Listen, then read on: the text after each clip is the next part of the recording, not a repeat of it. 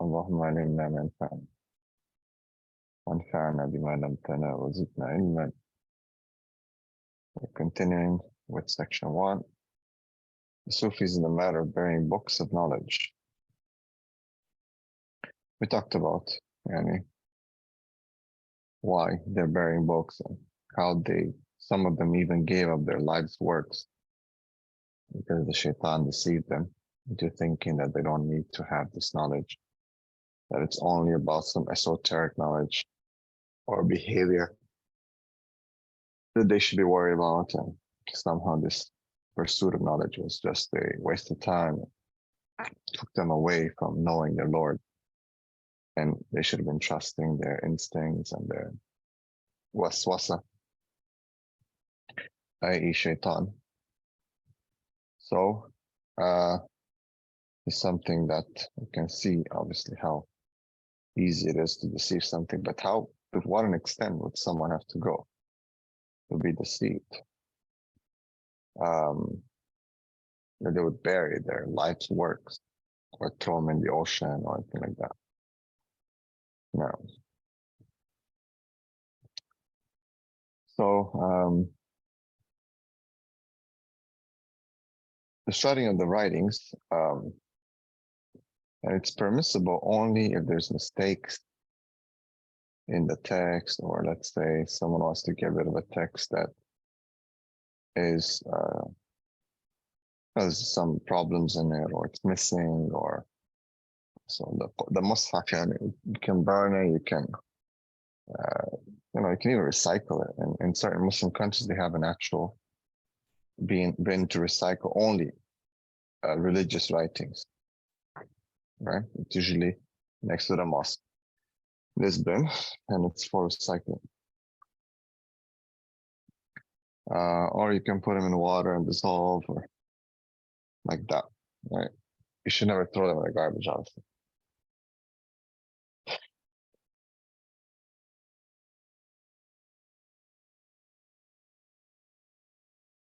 Yeah. They're narrating here from Sufyan al-Thawri, rahimahullah. Sufyan al-Thawri, great scholar of hadith, right? So it seems that Sufyan al-Thawri buried some of his books, right? This is, on the other hand, if it only contains the truth, then it is not permissible to destroy the books, right? So if it's books that contain truth, not permissible. And because, it contains knowledge, costs money, so it's waste. And it's israf, and it's not good to destroy knowledge. So one who proposes to destroy them should be asked, what is the reason? If he replies that they distract him from performing worship, then we should respond to him with 3 points. 1, had you had any understanding, you would know that seeking knowledge is one of the greatest forms of ibadah. We know that. Seeking knowledge, as long as you pray your fard, but you're seeking knowledge is one of the greatest forms of ibadah. Number 2, you might not continue to retain the knowledge which you have.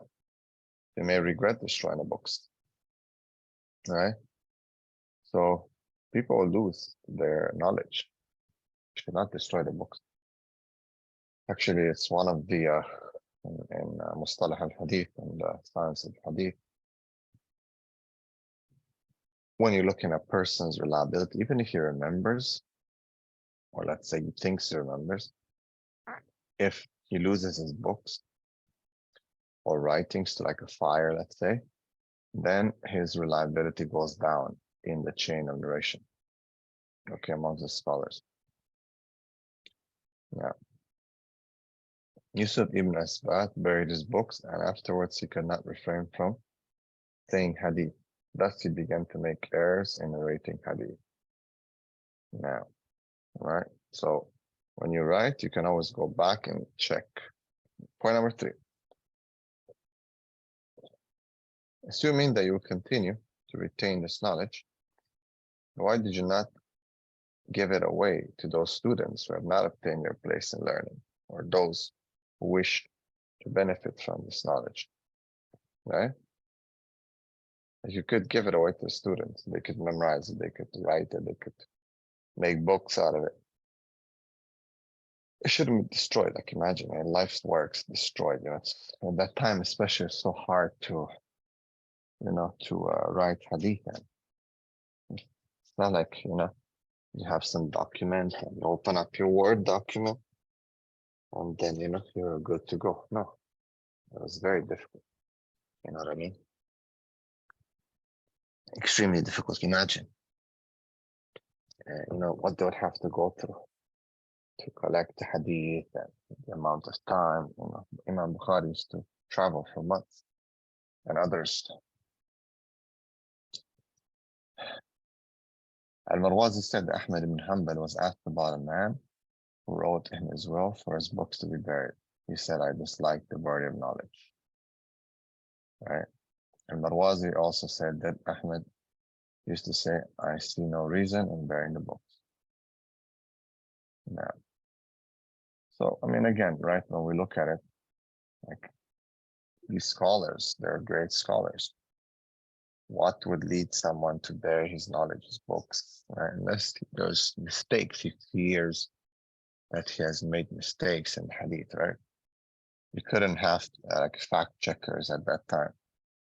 You couldn't have, cross-referencing on Google or Maktaba Shamila, which is a search engine for Islamic knowledge. You wouldn't have this kind of stuff back then to verify. So there could be knowledge that is not authentic. Could be things that are not correct. But that's why there is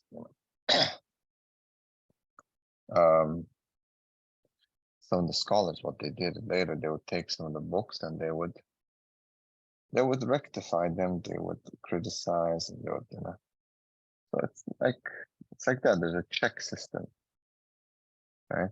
There's a checking system, a vetting system for certain books. And that's amazing because you could take someone's knowledge and see where the mistakes are, right? It happened, and Imam Al-Romani did that to many of the books. And, he would go based on reliability of the hadith, is authentic or not. How did he do it? Through just principles of studying the chains of narrators. And he basically would look at books that chain of narrators were not necessarily important or respected. It was more about just the matan, right, of the hadith, just the actual concept, the hadith itself. Yeah. But that was the deception of Sufis regarding reprimanding those who seek knowledge. Due to their laziness and their understanding of true knowledge, to be hidden knowledge, right? You have to keep in mind that with Sufis, they believe it's like esoteric, meaning only certain people have access to it.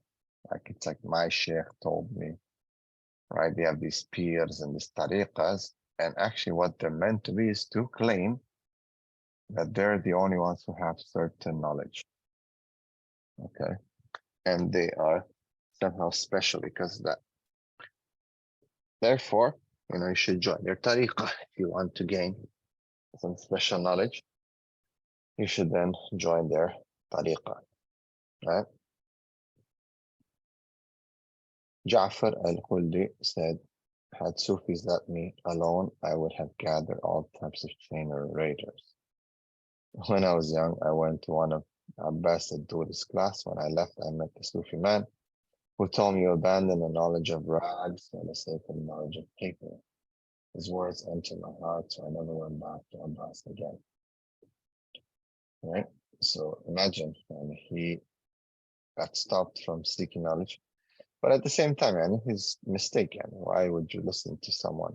How does it make sense? Imagine someone comes to him, says the knowledge of rags, meaning like poverty and being a Sufi. Being like, an ascetic versus being a scholar. Right?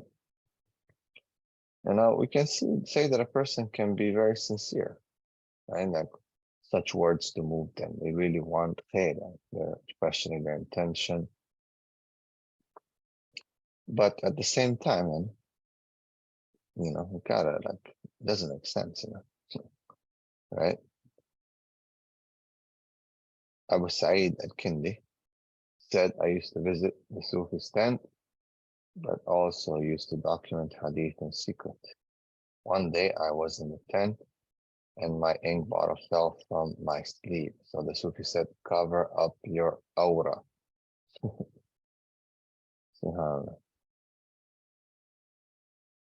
Interesting statement. Cover up your aura and private parts. Meaning like what you're doing, Now, and he used to do it in secret. He used to do it in secret, subhanAllah. Hussein bin Ahmed Safar said, Shibli saw me holding an ink bottle. He saw me holding an ink bottle. So he said, put your blackness away from me. The blackness of my heart is enough. And some of the statements make no sense, right? Like, what is this? Put your blackness. So now, the worst form of defiance against Allah is to prevent others from going on His path. And the clearest path to Allah is knowledge, because the proof of existence and explanations of the rules, what He likes, dislikes, right? So preventing others from gaining knowledge is a form of animosity towards Allah and His religion, meaning puts these people at war with Allah subhanahu wa ta'ala. Those who forbid others from seeking knowledge were not aware of what they're doing. Now, go down. Now, Abdullah ibn Khafif said, occupy yourself with seeking knowledge, pay no attention to Sufis. I used to hide my papers and ink bottles from them and used to attend the sessions of scholars without them knowing. When they finally found out, they rejected me and said, you'll never succeed. However, they later needed me. Yani, one interesting question that comes here, right, is why were these scholars afraid of the Sufis? It means there were a lot of them. And they had influence in society. Right? So they would have been like we're in Baghdad, maybe, right? And other places. But they have had a lot of people with them. And they would like cause problems for people. Right? Now, Imam Ahmed said, ink bottles are the lamps of Islam. Allah Akbar. Again, look at the amount of work that would go into something like that.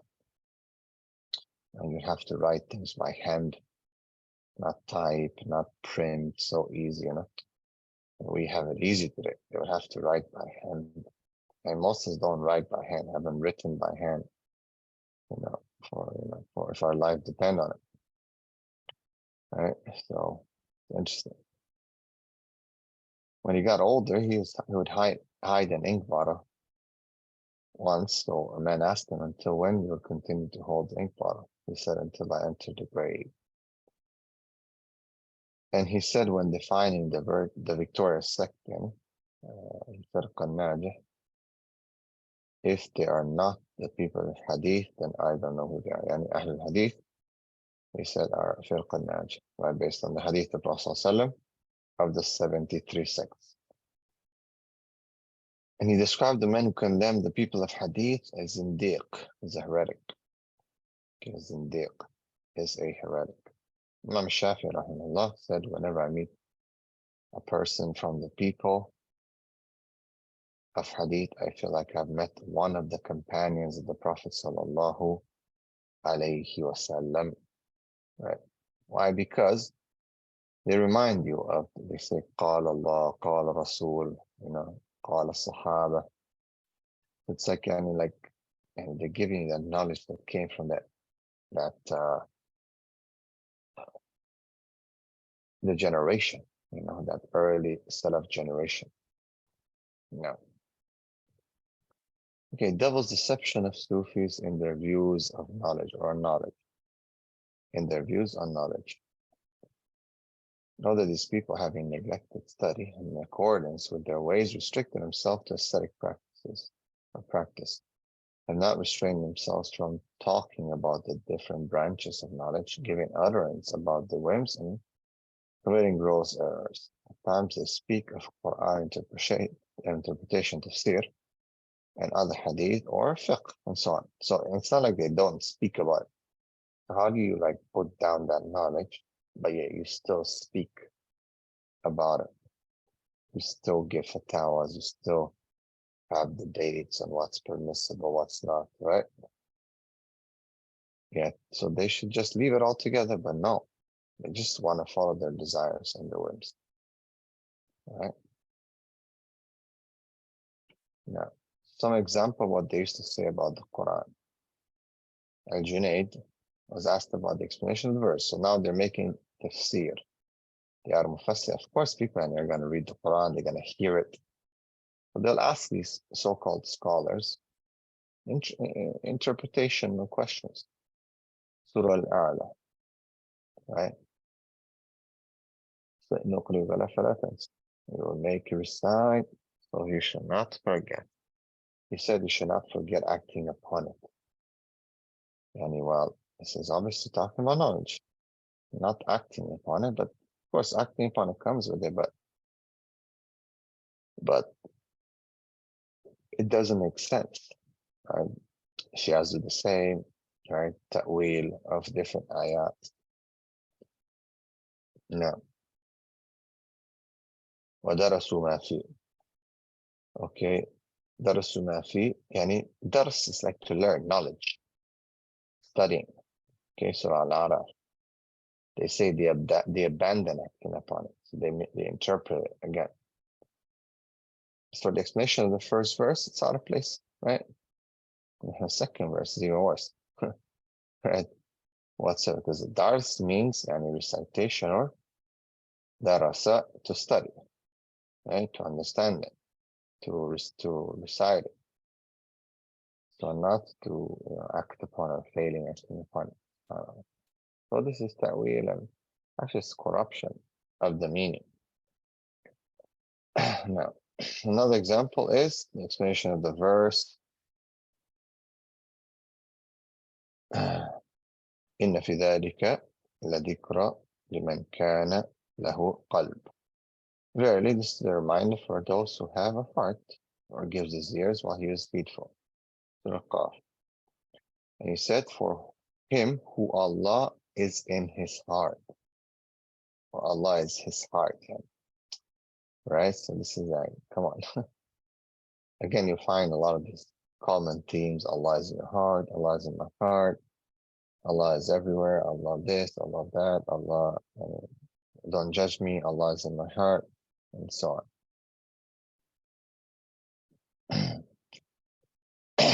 Abu Abdurrahman As-Sulami compiled their saying in a 2-volume book entitled Haqiq al-Tafsir. And Haqiq al-Tafsir is like the truth of Tafsir. Right? So included many of their delusions. They said that Al-Fatiha was called so because it was the first surah revealed to the Prophet. This is quite wrong. Since the commentators all get Fatiha was not the first surah revealed. Right? It was Iqra bismi rabbika alladhi khalaq. Right? So also he said and explained the word Ameen when it comes to and at the end of Salah. It says heading towards you. Right? Ameen is like the conclusion of the dua. Let it be. Right? But they say no, it's heading towards you. Now, this is quite wrong. Had this been the correct meaning, it would have been okay, with emphasis on or shadda on the meme. Okay, al-meme shaddada. In Surah Al-Baqarah, chapter 2, verse 85, وَإِنْ يَأْتُكُمُ السَّارَةُ وَإِنْ يَأْتُكُمُ السَّارَةُ, when they come to you as captives of Bani Israel. according to Abu Uthman, drowned in sins, according to Al-Wasiti, drowned in the sight of their acts, according to Al-Junaid, bound in the affairs of this world. So again, it's like they are. Of course, this is talking about prison and captivity in war.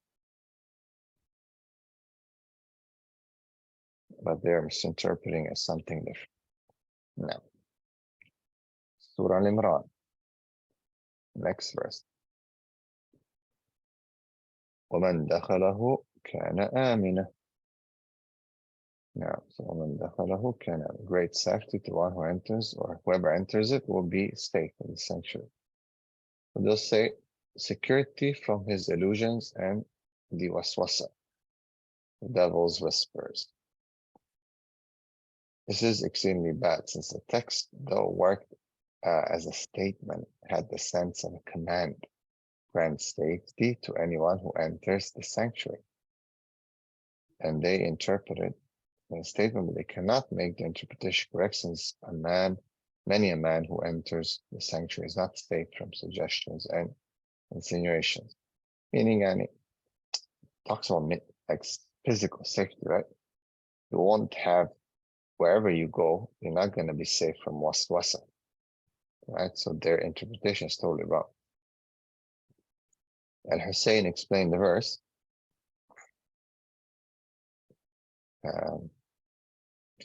فَلِلَّهِ الْمَثَلُ جَمِيعًا. And to Allah belongs the plan entirely. Allah's plotting is by letting his servant believe that they can get to him. And indeed, the whole book is composed of similar stuff. Some of it really, really bad. Right? So he wanted to compile this. He said, I decided it would be a waste of time to write out what was either kufr or erroneous or mere delusion. Now, it is similar to what the Batinists say. And if anyone wants a general idea, this is an example. If anyone wants more, let him look at the book itself. Abu Nasr al-Sarraj mentioned his book, Al-Lumah, several Sufis' deductions. For example, he referenced Al-Wasit explaining Surah Yusuf. Ad'u ila Allah ala basira. Okay, I call upon to Allah, or to Allah, I make da'wah to Allah subhanahu wa ta'ala upon a clear knowledge. They say it means sure knowledge means that I do not see myself. Okay, the next verse. لو اطلعت عليهم لوليت منه فرارا. Surah Al-Kahf. When you looked at them, they would have certainly have turned back from them in flight.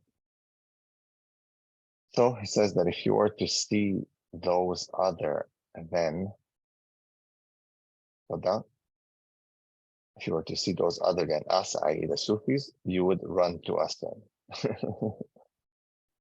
Right? This is referring to the people of the cave then. So, meaning, imagine changing meaning of halal and haram, and then it becomes kufr, right? Becomes kufr. If you interpret something and you start saying, oh, hijab, the verses of covering doesn't really mean that. Or, Allah, when it talks about riba, doesn't really mean that. I mean, it's something different, cost. And it's kufr. And indeed, they did make some tafsir and ta'wil that led to kufr. Abu Hamid Tusi al-Ghazali said in his book, Da'am al-Mal, saying that keep me and my sons away from worshipping idols, and wajtanibuni wa baniya an a'buda al-asnam.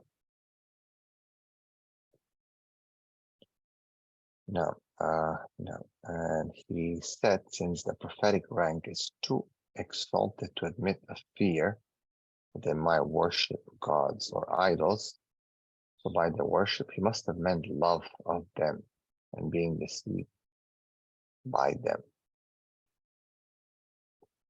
وَجْنُبْنِي وَبَنِي, and it's like, keep me away and my sons. It's clear and what it means. And it's not like love, or has nothing to do with love. Surah Al-A'raf, Surah Al-A'raf, verse 89.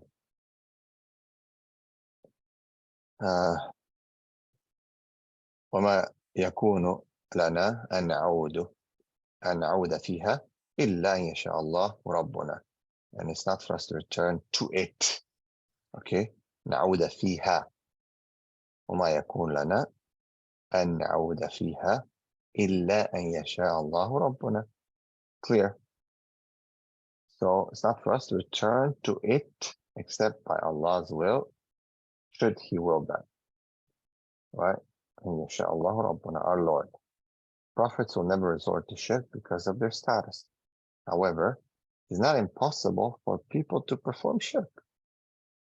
Further, Arabs are the offsprings of Ibrahim alayhi salam, and most of them were worshipping idols. Okay? And you cannot reinterpret. It is common knowledge that inclination to shirk is excluded in the case of prophets by infallibility, not because it's impossible. Ma'asum yani is Allah protects them from it, not that they cannot do it, right? Not that they cannot do it. Even if we look in the case of Ibrahim alayhi salam with the stars and the moon, right? Someone will say, did he commit shirk? No, it was just trying to make the people realize, but he was saying certain things, right? That could be classified as shirk. Right? هذا ربي هو أكبر, هذا أكبر, right? He would say, هذا ربي. And this is my Lord, so that people can hear.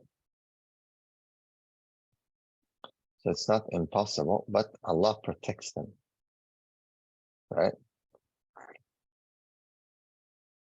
Yeah. Abu Hafs ibn Shaheen said, certain of the Sufis have said unlawful things about the Quran itself. Surah Al-Imran. إن في خلق السماوات والأرض واختلاف الليل والنهار لآيات لأولي الألباب. Right? Indeed, the creation of heavens and the earth and the alteration of the night and the day are signs for those of understanding. Now, to mean there are signs for me, thus attaching to Allah and what He attached to those of understanding, which is altering the Quran. Others say, وَلِسُلَيْمَانَ رِيحًا, and Suleiman the wind, to mean, and Suleiman to me. Right?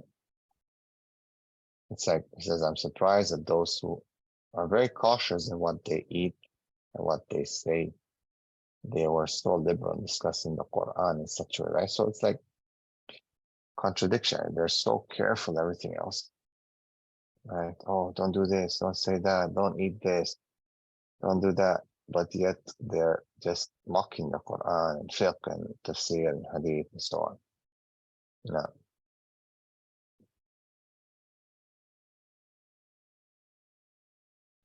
William said that Allah has hidden things inside things.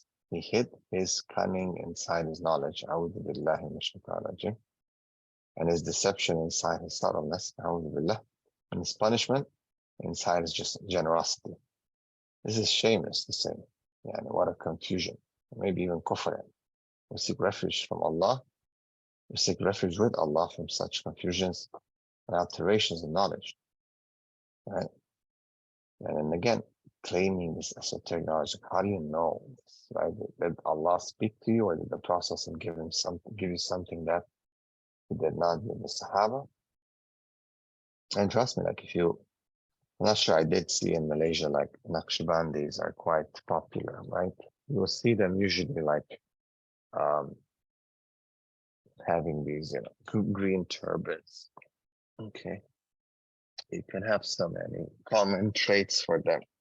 They dress in a certain way, and you'll find them in certain gatherings or knowledge and so on. Right? But yeah, they claim this knowledge, like you have to go with them and study with them. Everyone else is wrong, except if you take knowledge from Sheikh so and so and Sheikh so and so, right? So it's esoteric again. Like tariqas are meant to have, bayat with Sheikh, and you get the specific knowledge from him, and so on and so forth. Yeah.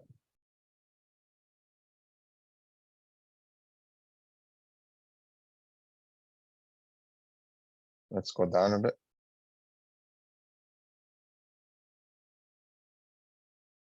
Go down.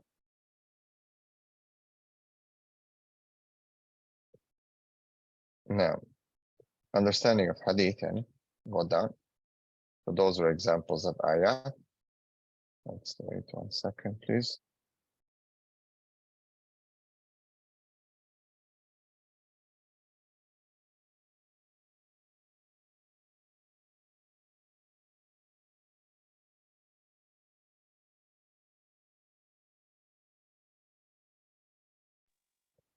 Okay, so some examples of hadith, and how they misinterpret hadith. Abdullah ibn Imam Ahmad said, this is the son of Imam Ahmad, Abu Turab al-Nakh once went to my father. So my father began saying the narrator is weak and the narrator is reliable. So meaning, and this is هذا ضعيف هذا قوي. So Abu Turab said, oh Sheikh, do not backbite the scholars. And if you make Jahwa Ta'dil, meaning if you say a person not reliable, he said, like, why are you backbiting someone? Because you're saying reliable, it's like negative, right? So my father turned to him and said, woe to you, this is counsel, not backbiting. Right? And you find this still today. When a person criticizes someone with clear evidence, people say, oh, how dare you talking? And there's been recently some debate between two brothers. But one brother is producing evidence of what these mistakes are and what the people are doing in terms of their wrong actions. Indeed, they are. Yet people are jumping on to criticize the one brother. But he's proven evidence. He's given evidence that whatever are saying these people is weak. And it's even haram, some certain things, right? And the only thing, instead of them, let's say, apologizing or saying like, okay, we should have not done that, because their ego is so strong. And because they've studied some knowledge, their egos are so strong that they are rejecting the evidence. This is something just recently has happened. I'm not sure how many of you are following up with the events, right? But it's really sad, to see that the scholar supposedly is willing to withhold, like to uphold his mistake, like clear mistakes, and not one, but many. And not just like, it's not about interpretation, hadith or aqidah. It's talking about like supporting certain people who are disgusting. And, and this supporting has been documented in social media posts. And when they get challenged that, hey, why would you support someone who's, trying to liberalize Islam clearly and trying to say statements of kufr even? Yet, they're not willing to accept it. Right? It's not about taking side to this one and taking side to that one. But jarh wa ta'dil is very important. If you are supporting a fusaq, an LGBTQ person, and saying that they're doing amazing work, and you're endorsing them, can't say, a prostitute is doing amazing work. And with all due, well, there is no respect, but you know what I mean? And then you say, no, I didn't support. No, you have to, like, the truth is the truth. It's important. But then all the people who are supporting the fusaq imams who are doing these mistakes are saying, oh, how you're backbiting him, you are slandering him. Of course you are. But it's justified because that man is causing so many problems in supporting fusaq, right? And still being arrogant not to repent and to say that he was wrong or something like that, right? This is just to show you that it goes on till today, the same type of approach. Oh, you're backbiting the scholars. What backbiting the scholars? What kind of scholar endorses and says that a LGBTQ person who appears on a Passcode magazine is good, or they're doing amazing work? Horrible, horrible. How bad it has become. And yet, so these people are leading the salah, the khutbahs, calling the community to do khair, right? So this is a very sad status and situation, but we see it, hundreds of years ago, and we see it today as well. Now, Muhammad ibn Fadl al-Abbasi said, we were with Abdurrahman ibn Abu Hatim, was reading out this book of discrediting and approving. It's this Jarh al-Ta'dil. And he said, I should reveal the character of the learned, showing which of them is trustworthy and which is untrustworthy. And then this man, Yusuf ibn Nun, said to him, I am ashamed of you, Abu Muhammad. How many of these people a century or 2 centuries ago have to rest in paradise, while you here on earth are aligning their names? Rahman burst into tears and said, Abu Yaqub, had I heard this saying before I composed this book, I should never compose it. You can see that. And such statements can affect a person, or they can, fall into doubt, right? May Allah forgive Ibn Abu Hatim. Had he been more knowledgeable, he would have answered in the same way that Ahmed did, right? Like, had the science of Jarh al-Ta'dil not been there, we didn't know who's authentic, who's not, right? Today we know, Sahih, Da'if, and so on, based on this classification of knowledge. And it served the Ummah so much. But yet still, weak people are going to say, oh, bro, why are you backbiting him? Did you talk to him on the side? Right? Did you ask him this and that? No, but he's publicly making statements that are horrible. So of course you will go and refute that. No. Plus the fact that if someone's in paradise or has passed away, it does not stop you from mentioning certain qualities. It's not backbiting. Right? It's just showing, okay, this is authentic, or maybe not, or this or that, right? Abdul Abbas ibn Atta said, he who knows Allah will not ask him for anything. Because he should know that Allah is the one who knows about his affairs. Right? So meaning, khalas, don't make dua. Don't say, Allahumma ya Allah, give me this or give me that, or help me with this. Khalas, because Allah knows what you want. Yes, Allah knows what you want, but you should still make dua.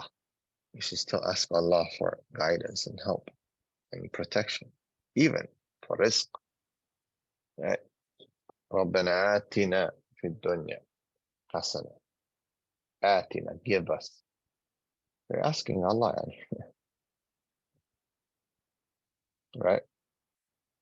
A youth asked the Shibli, why do you say Allah and not La ilaha illallah?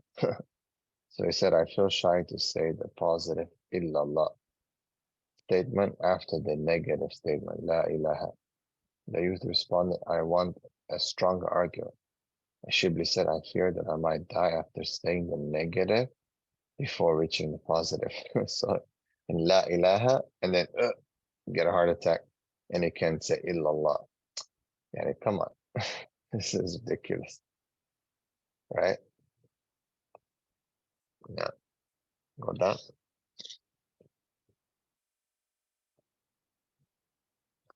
The Prophet ﷺ said to us, قُلْ لَا إِلَهَ إِلَّا اللَّهُ تُفْلِحُونَ. Say La ilaha illallah, you will succeed. And he used to say after each prayer, La ilaha illallah wahdahu la sharika lah.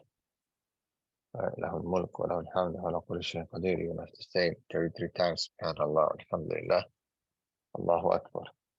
Right? He used to say before night, La ilaha illa ant. Also, we say La ilaha illa anta subhanak. إني كنت من الظالمين. And the kalima, the shahada, is throughout, over and over again. We say it. Now,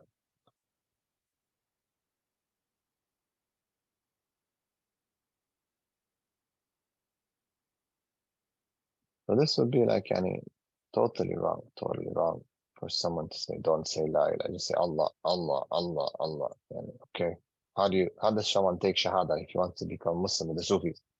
He says Allah, and the Christians say Allah, Christian Arabic. The Jews, Arabs say Allah. So this is ridiculous. Abu Qasim, Abdul Rahman, Ibn Jafar, Tirafi, the jurist. He says, I was present, he said, in Shiraz at the court of the Qadi of the place. Abu Sa'ad Bishr ibn al-Hasan al-Dawoodi. And Shiraz, this is Iran, present day Iran. Used to be Sunnah. Ahlul Sunnah wal Jama'ah. Only they were converted to Shiaism as a country, politically, when the Safavid Empire came in. Anyway, he says, when there is come before him a Sufi man and a Sufi woman. Now, Sufism there was very rampant. We observed this. He said that the man and the woman who follow that system are in thousands. So the woman demanded the help of the Qadi against her husband. When they presented themselves, she said to him, Qadi, this husband of mine wants to divorce me, which he has no right to do so. Will you please stop him? The Qadi, Abu Sa'ad, who disapproved of the Sufi's madhab, showed surprise, then said to her, how do you mean that he has no right to do this? She said, because when he married me, his intent on me was stable, and now he states that his intent has ceased from me. Whereas,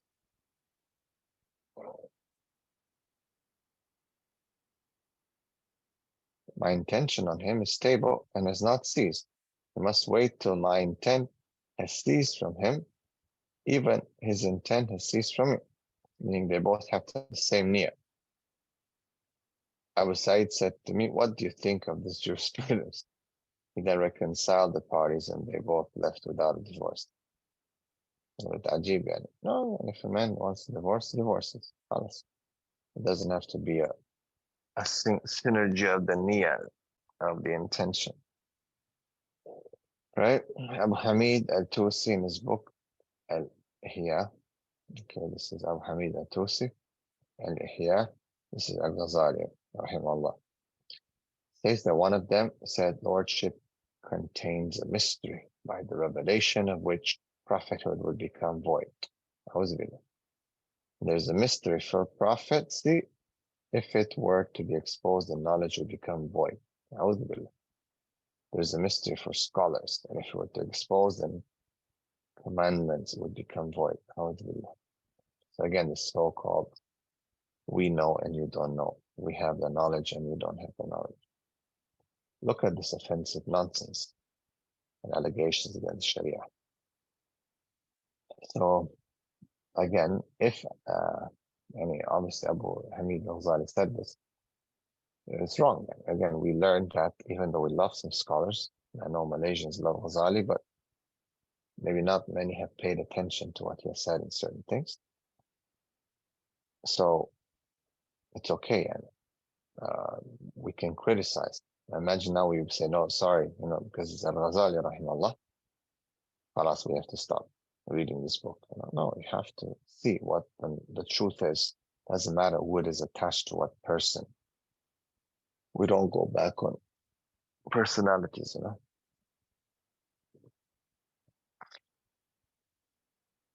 No. So one person lost a son. He says, people say, why don't you pray to Allah that he returns him to you? He replied, my objection to Allah's decision of losing my son is worse than loss itself. It's like you're going against the Qadr. Okay, my son has been lost. Come on, but look at Yaqub alayhi salam.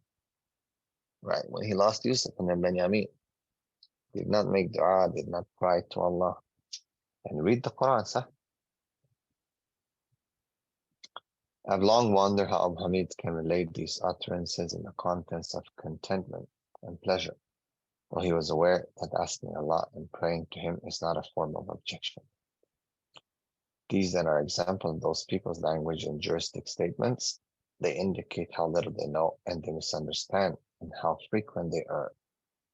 And again, with all due respect to the scholars, you have to always understand that just because a person is deemed in certain knowledge a scholar doesn't make them master. Only prophets were master, more infallible. So we cannot get attached to personalities or scholars. People say, I like this scholar. But why do you like him? Well, because I like what he says. What does he say? It's not so simple. And if someone comes with evidence, we have to submit. Ibn Al-Jawzi versus Imam Ghazali, we see it throughout this whole book. Right? Now, if Imam Ghazali is right, wrong, then he's wrong. Even if we like some of the stuff that is written, he's wrong in these things. Now, the devil of deception, the Sufi, is the matter of exaggeration and false claims. Exaggerating and claiming false things, right? Knowledge produces fear of Allah and belittling oneself and silence. If you were to look into how the scholars of the Salafs were, you would have noticed that they had fear of Allah subhanahu wa ta'ala. Umar used to fall down and pass out, and he would be, because of the khash of Allah. And on his deathbed, he would say, "Wow to Umar, if he is not forgiven." And Ibn Masud radiallahu anhu used to say, "I wish that when I die, that I do not get resurrected." This kind of fears so much Allah subhanahu wa ta'ala, his sins. What about us? Aisha radiallahu anha said, "I wish I were something forgotten." Even her father, Abu Bakr radiallahu anhu, used to say, "I wish I was just a rock, just a rock who won't be accountable." So imagine these are these great people, Sahaba and close people to the Prophet ﷺ, and they fear meeting Allah subhanahu wa ta'ala and the sin so much. Yet for us, it's not a big deal. Sometimes we don't really care. Where's the fear, Allah, we fear everything else. Yesterday I was talking to just a short halaqah, and I said how, we all of us, including myself, we really fear Allah, yet we fear people. We're afraid of death. We are afraid of what would happen here. There are consequences. This fear is really this because of the love of this dunya and hate to die. Imagine if you were not in love with this dunya and so hateful of death, and you would live your life differently. This is what we should strive for, to fear Allah subhanahu wa ta'ala only, not human beings.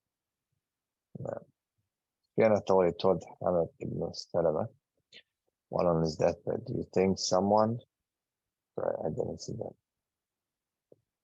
"You think someone like me would be forgiven?" Sufyan al-Thawri, amazing, muhaddith and knowledgeable. He says it's like he's in doubt when he's going to be forgiven or not, right? So what did they say? Why would they have this fear? It's because of their knowledge and knowing Allah subhanahu wa ta'ala and being afraid and always questioning it, being careful. And then you got some Sufis who would just come and be like, "Yeah, whatever, Allah will forgive me, or I'm forgiven, or have already one foot in paradise," or all kinds of things, right? And this is, again, knowledge versus ignorance.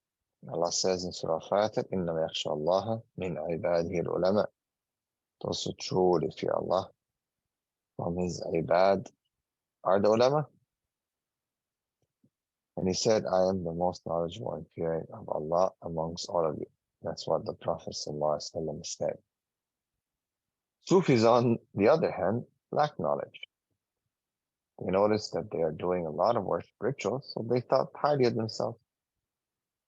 Abu Yazid al-Bastami said, "When judgment day arrives, I will set up my tent over the hellfire. I know that when it sees me, it will become extinguished, and I will become a mercy to mankind." Ya Allah, it's kufr. But some of the statements are even funny. It's one of the worst saying. You're insulting Allah. and what Allah said about hellfire. النار التي وقودها الناس والحجارة أعدت للكافرين. Right, so the fire whose fuel is men and stones, prepare for disbelievers, and they're not going to be turned off. Okay, it's not going to be turned off. It's going to be blazing. Now, and then he said, I'll go down. When hell sees them for a far place, they will hear it raging and roaring. Right? So, again, it's going to be always on.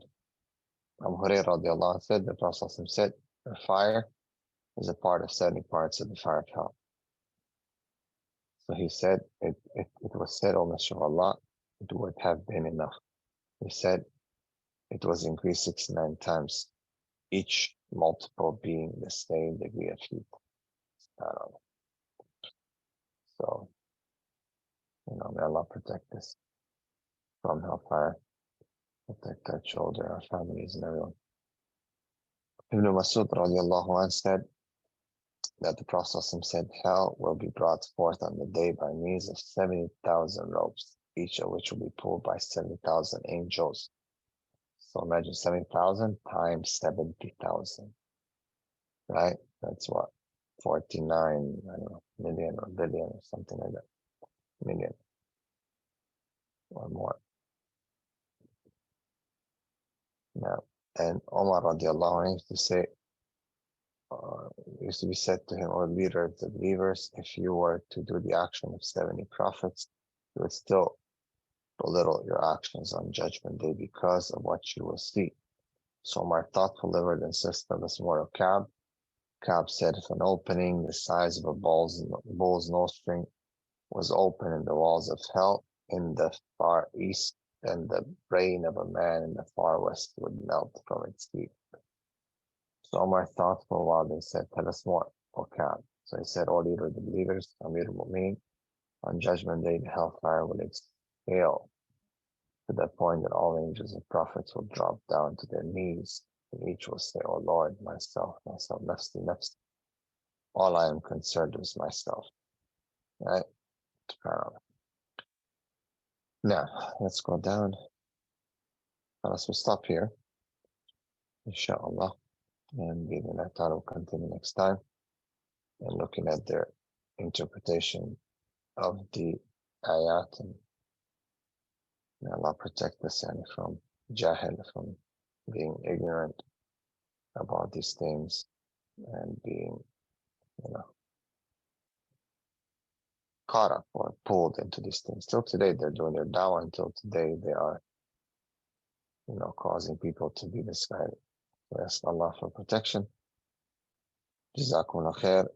And we'll see you next time. سبحانك اللهم وبحمدك أشهد أن لا إله إلا أنت أستغفرك وأتوب إليك. السلام عليكم ورحمة الله وبركاته.